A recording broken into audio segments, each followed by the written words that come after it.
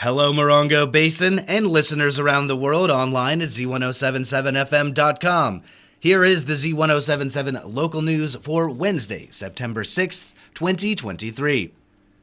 The families of Parker Lee Schumacher, the 17-month-old toddler who died from blunt force trauma in 2018, and Arthur Davies, who is accused of murdering the child, will be headed back to court for a second time in the high-profile case that has been in the court systems for over 5 years.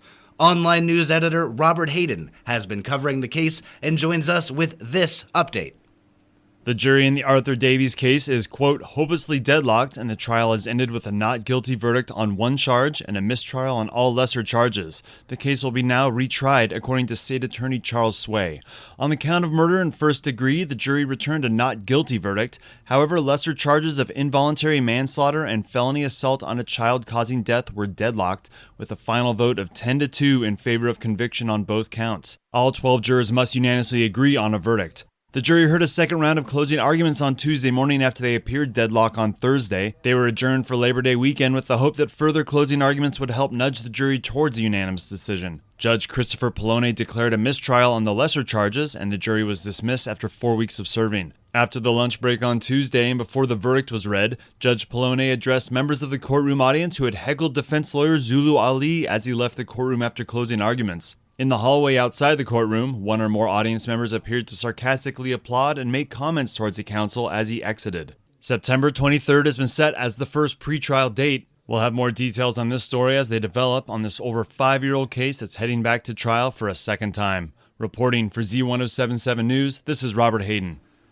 A driver allegedly running a red light on 29 Palms Highway caused a serious collision that left him injured and another car on its side.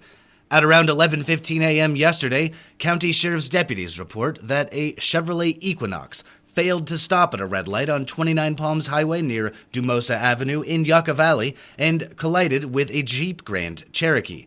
The Jeep, which was slowing down at a red light when the collision occurred, was flipped onto its side in the westbound traffic lanes, though its driver and passenger, both from Palm Springs, were uninjured. Deputies say that the driver of the Jeep, identified as a 42-year-old man from Indio, sustained minor injuries to his neck, lower back, and legs. Paramedics responded and transported him to High Desert Medical Center for further medical treatment. Anyone with information related to this investigation is asked to contact the San Bernardino County Sheriff's Department Morongo Basin Station at 760-366-4175. In an unusually long meeting, the Yucca Valley Town Council received a presentation by the Morongo Unified School District Superintendent Dr. Patricio Vargas, greeted the new superintendent of the Yucca Valley Nature Museum, Celeste Hildebrand, and with public input, reviewed an appeal of the environmental assessment fees for Nice Dream ices. Reporter Hillary Sloan was at the meeting and will fill you in on the public comments, suggested action, and other town business. The Yucca Valley Town Council approved the award of design services to Spawn Ranch, Inc. to provide construction documents, including plans, specifications, and cost estimates for a skate park. Nice Dream Ices appeal to eliminate the requirements for the construction of off-site improvements and a change of parking requirements. Town staff presented a lengthy presentation of the facts concerning the highway widening and why it is deemed necessary for the safety of residents and visitors. The community present advocated for eliminating the charges. After much discussion, all members of the council agreed to direct the Planning Commission at their October 10th meeting to forward a recommendation to the Town Council for consideration of amending the Yucca Valley Development Code and eliminating the requirements for change of use projects if the existing improvements are adequate for the proposed use. In future items, Councilman Merle Abel suggested the town explore town-sponsored night events such as farmers markets. For more information, see this story at Z107.7fm.com. For Z107.7, this is reporter Hillary Sloan.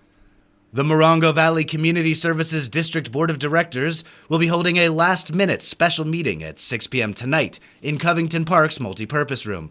Assignment reporter Gabriel Hart has the meeting's agenda for us. Resuming older business, board members will provide updates on estimates to repair the CSD administration office from damage accrued by Tropical Storm Hilary, as well as continue with their previous budget workshop in hopes to adopt the 2023-24 preliminary budget. For new business items, the board will review, discuss, and update the Resolution 2205 schedule of fees. Vice President Watts and Director Fisher will also give updates on their General Manager Ad Hoc Committee to create a new General Manager job description. Reporting for Z107.7, this is assignment reporter Gabriel Hart. Yucca Valley's High Desert Water District Board of Directors meets today at 4 p.m., while Joshua Tree's Joshua Basin Water District regular meeting begins promptly at 5:30 p.m. Reporter Mike Lipsitz is here with your Wednesday Water Roundup. At High Desert Water District, the board is expected to provide staff direction in connection with state and federal advocacy services. Also today, the board will consider the district's water reserve policy. Today's meeting is at the district office on the highway at Inca Trail. The public is welcome to attend. And down the highway at Joshua Basin Water District, directors will consider the district's utility costs and look at their low-income household water assistance program. As always, today's meeting is at the district office on Cholita Road in Joshua Tree, where the public is welcome to attend. Instructions for remote attendance of both meetings may be found with this story at Z107.7fm.com. Reporting for Z107.7 News, this is Mike Lipsitz. On last Friday's Up Close show with Gary Daigneault, Yucca Valley High School Principal Justin Monacle spoke about various positive changes at the school, including partnerships with Copper Mountain College. Assignment reporter Gabriel Hart rejoins us with a closer look at this informative conversation. When Daigneault mentioned Yucca Valley High School's closer relationship with Copper Mountain College with career acceleration for students, Monacle mentioned exceptionally large growth in the dual enrollment program, allowing students to receive high school credits for high school level classes that are also college level classes. Monacle said, quote, "In the dual enrollment program, which allows our students to be getting high school credits for high school level classes that are also college level classes. It's a dual enrollment piece where they're working on that high school diploma, but they're also building a college transcript at the same time. And the beautiful part that we have in the growth of this partnership right now with Copper Mountain College is not only do our own teachers have the availability to teach those courses when they meet certain standards of certification and training for themselves, but when we don't have someone that meets that standard, we are also able to partner with Copper Mountain College and remote in some of their professors to help teach those courses as well. And so we've been able to add a very robust offering of courses over the last several school years, and this year even more. So our students are getting closer and closer to graduating from high school, not only with their diploma, but also getting awfully close to having an AA by the time they finish their high school careers. And not only do we have that dual enrollment process that, again, has grown over the years tremendously, but we also work with Copper Mountain College to do the RISE program, which is getting kids into the CMC process early. So they get in, they get priority registration, they get their classes set up long before they ever even graduate from high school. Reporting for Z107.7, this is assignment reporter Gabriel Hart. The 29 Palms Lady Cats volleyball team played the Lions of Cathedral City yesterday, beating them in 4 sets. Kyla Palpalatic was big at the net with 9 kills and 5 assists for the night. Jenica Silvas had 2 kills, 2 ace serves, and 6 assists for the Cats. Lindy Stewart led the team with 4 ace serves. Olivia Ann Ryan had 2 kills in solid defense. Libero Vivon Grunt defended the backcourt well all night. The Cats are now 2-1 in league and host the Broncos of Banning tomorrow. In junior varsity action, the Lady Cats volleyball won 25-15 and 25-23. Mariah Correa Armenta served up 11 aces and had 1 kill. Anissa Yuso served up 2 aces and had 2 kills. The 29 Palms High School girls varsity tennis team had their Desert Valley League home opener against Cathedral City Lions yesterday. The Lady Cats beat the Lions 13-5. In singles action, Caitlin Luke swept all 3 of her sets, while Zamya Abrile won 2 of her sets, and Aviana Lipkins won 1 of her sets. In doubles action, the team of Marley Kyle, Addie Simmons swept all 3 of their sets, while Tommy Toyama, Kyrie Scott won 2 of their sets. The team of Chloe Adams, Savannah Villapuada won 1 set. The team of Chloe Adams and Kyrie Bell won 1 set. The Lady Cats are 2-0 and host Banning tomorrow. And finally, the Yucca Valley High School girls tennis team faced off against Desert Mirage High School yesterday, ultimately losing 6-12.